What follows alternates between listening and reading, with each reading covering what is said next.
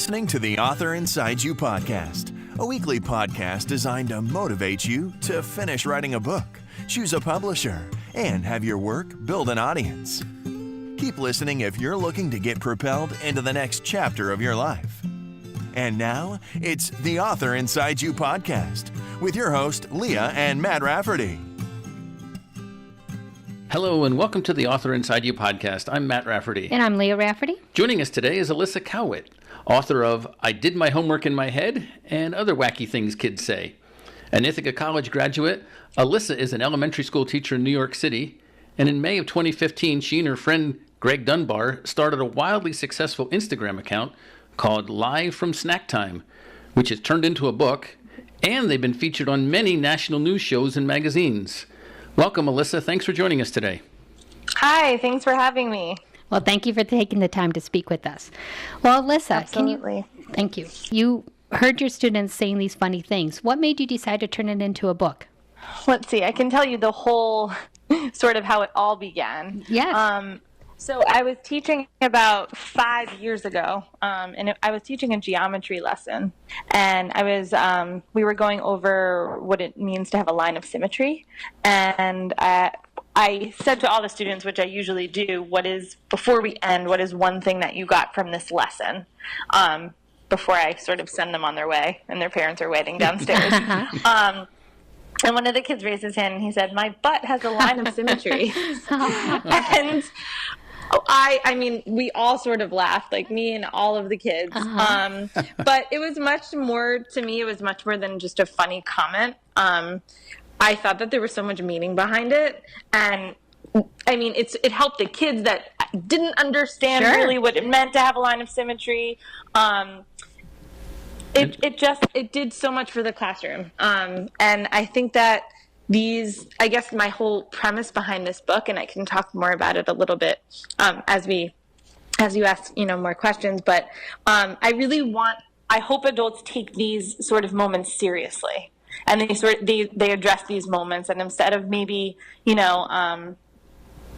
reprimanding a kid or thinking he's trying to be funny or the center of attention, just really understanding that, he's not trying to be funny. That's exactly how he processed the lesson. Mm-hmm. And he got something out of it. It was exactly. It was worth your while, right? That was great. Well, I think it is very interesting because I did read that on your website about most parents, are just take their kid what they hear their kids say and just love it. But there are parents who do think that maybe they're being smart or whatever. And I think that's nice how you wrote that they're trying to learn and explore, right? 100%. And it's really up to us to sort of highlight these moments and take them seriously and not just brush them off because, they really depend on us to guide them. Sure. And we want them to keep asking questions and that's how they learn. 100%. Great. So did you ever think that you'd be writing a book when you became an elementary school teacher? I had no idea. I thought I would just be a teacher for the rest of my life. But this was certainly a surprise. I can tell you a little bit about how it happened. Sure. That would be great. Yeah. I was doing a little bit of press for my Instagram Live from Snacktime, and ABC News, the woman interviewing me through ABC News was like, did you ever think about maybe making this into a coffee table book? Like these quotes are very funny and they're meaningful. And she thought that it would hit a bunch of demographics, because everyone either knows a kid or babysits a kid or teaches a kid or was a kid. And that really resonated with me. And I was sort of thinking like, has this been done before? We've all heard of, kids say the darnest things and things like that. But she was kind of like, this is a unique perspective. It's from a teacher. We never really hear what goes on in the classroom. Once we drop our kids off, we don't, it's like a big secret. Kids don't like to talk about what they do at school all day. Right. Right. And the kids hardly say anything when they come home, right? Exactly. How was school? Good. Yeah. Well, that's wonderful. So kind of a chance meeting with this woman. That's pretty neat. Yeah, so that night I did some research, and I found out that publishing houses don't really speak to authors. They only speak to agents. I don't know how true that is. I only know my story. It seems like what we've heard, it's difficult to get in touch with them. Yeah. I've definitely heard that from your podcast. It seems like a sort of like a pattern here. But if you don't self-publish, you sort of have to talk to an agent. And I emailed 10 agents in New York City, and 9 of them ignored my email, and 1 of them emailed me back that night. And she that said, night? that night. She said, "This is a book, call me tomorrow." So wow, you must have been pretty excited. Yeah, I'll say. That's a great email. I was thrilled. Yeah. So let's jump back a little bit about the Instagram account. So you started an Instagram account, saying these funny quotes, and then how did you grow that? How did you turn that into something successful? So it started. I was going to say it started as a Twitter, but even before that, I was keeping track of all of these quotes and questions in a notebook. So I had already filled 2 notebooks. Oh wow! And then I started to put it on. Oh my gosh! I made a Twitter account because I was like, I want this, I always want to see these as I get older, as I, teach for years and years. I want to be able to sort of go back. So I made a Twitter. My friend Greg, who went to Ithaca also, he approached me. We didn't know each other in college, but he approached me after college and was like, "I saw your Twitter, and can I add some graphics?" Wow, I think this is pretty funny. That's great. Yeah, so he added graphics, and right away we got BuzzFeed messaged us to write an article about it, and then it sort of spiraled from there. And all of these sort of news outlets contacted us about writing a story. Wow. Yeah, we saw on Good Morning America. That's pretty neat. Yeah, that's some good That publicity. was very exciting, for sure. So it wasn't your personal Twitter account. You started one just for these. Great. Yeah. And then you turned it into an Instagram account when Greg joined, and then he was making the graphics to. Yeah, that is great. Yeah, Greg really made the quotes come alive. Mm-hmm. In a way that I didn't think was possible. I thought my Twitter followers were just me, a few friends, my mom, anyone who sort of I knew would think it was funny. I didn't really open it up to the public too much, and Greg really helped sort of just push that and make the whole thing come alive. Another chance meeting. Yeah. You've got some good luck. Yeah. Right. That's nice. Right. Trust people. Right. Well, with the agent writing back and Greg and the lady from the radio interview, that is great. Right. So then we saw on your Amazon page, you have a great like a sizzle reel, like a promotion of your book. How did that come about? How did you do that? Because it's very well done. Oh, thank you. We just sort of compiled all of our press, and we tried to really get our mission across. And that, I'm not really sure how that came about. We were we were just trying to figure out ways to sort of get the word out and really people to understand the mission, because it was just an Instagram and a Twitter. And I know that videos sometimes catch people's eye, and it really gets the word out there in a different way. Right. Yeah, it's very good. Mm-hmm. So let's go back. Thank you. Then you decide. So you had the Twitter account first, and then Greg came, and then it became a book, or? Yes. Okay. So I believe Greg and I had the Instagram for 6 months. And then by May 2015, we had started the book. Wow. Great. All right. So how did it work writing the book? You said you had 2 notebooks filled with quotes.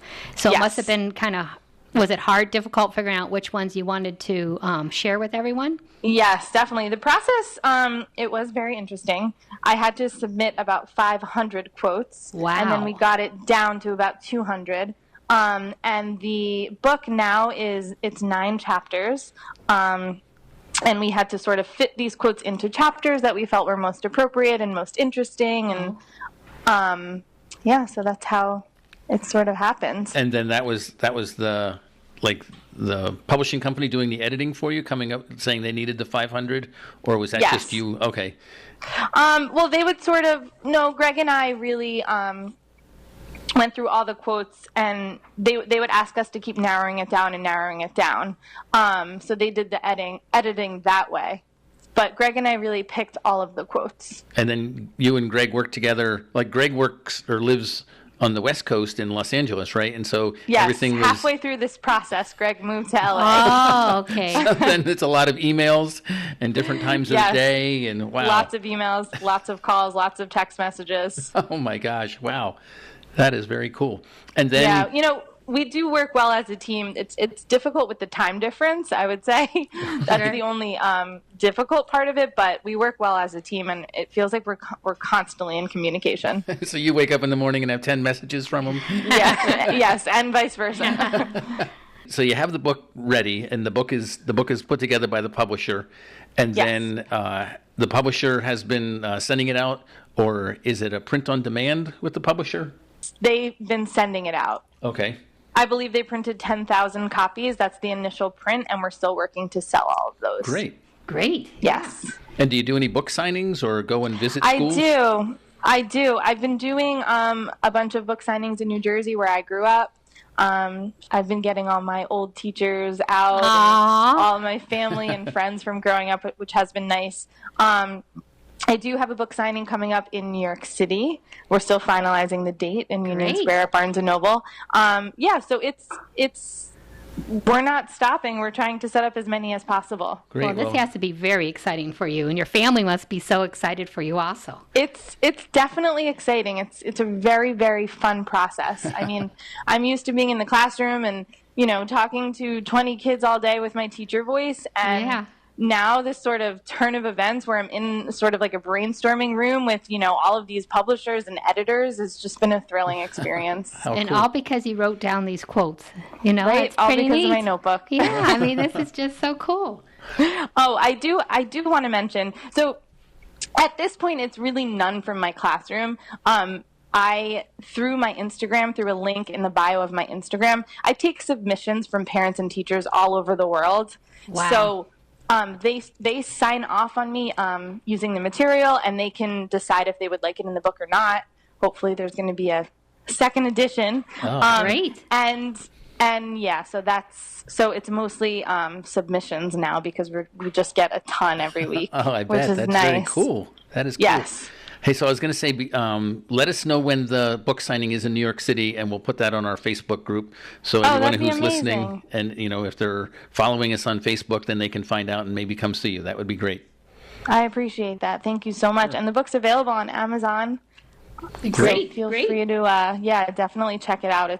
I've been getting feedback that it's the perfect stocking stuffer. Oh, it's a great. tiny little 4x5 Yeah.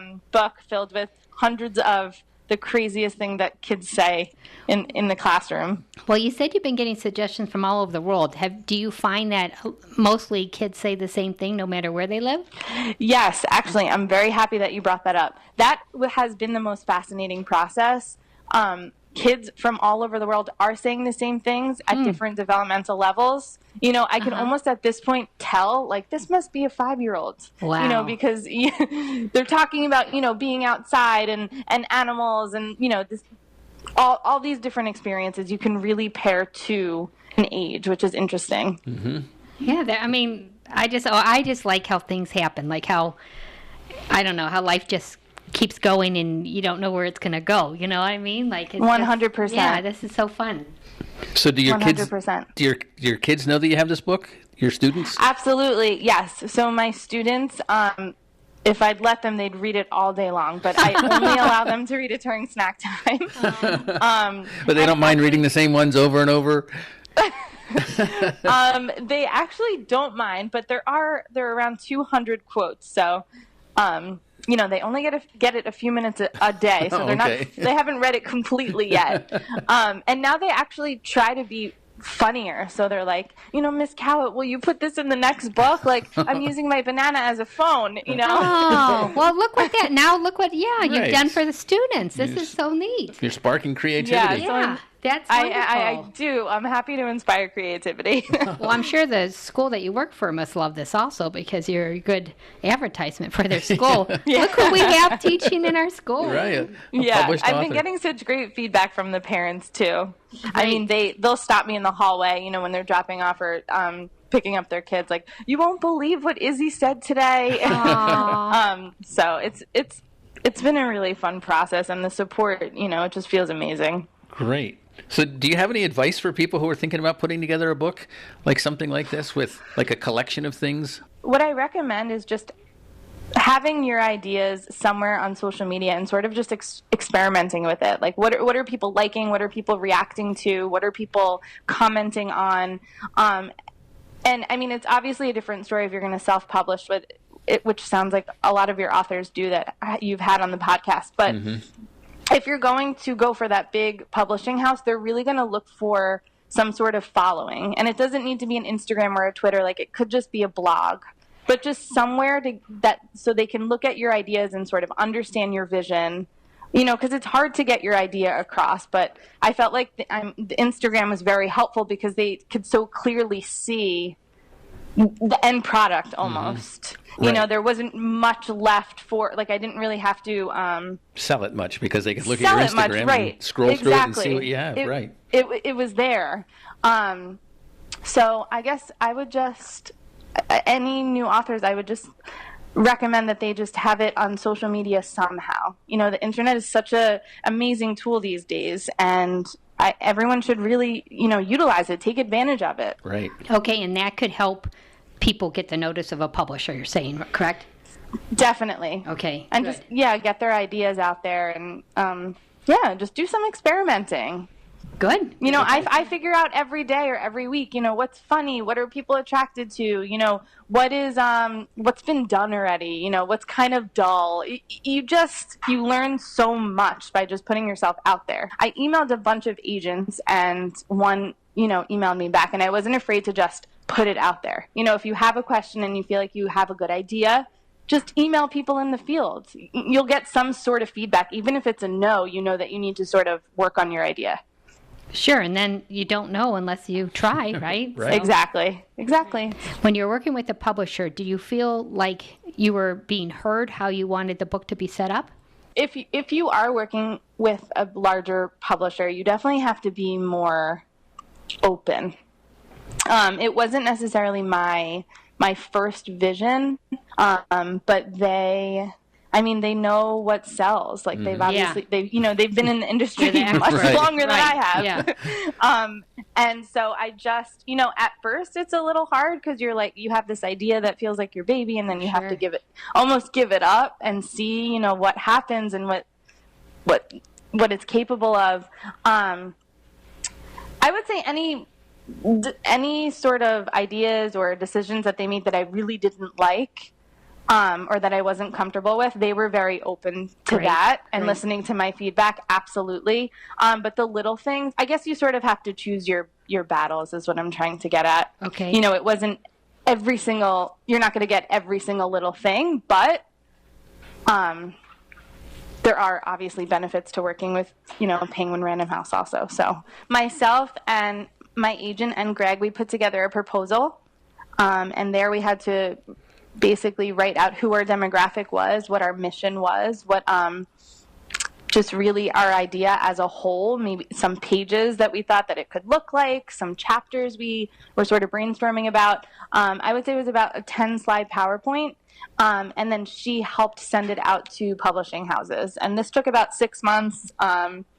We heard from some, and we did some negotiating, and then we decided on Penguin Random House. Great. Wow, congratulations. That's great. And then Thank you. When you do book 2, are you going to stick with them, or are you thinking about doing self-publishing with that?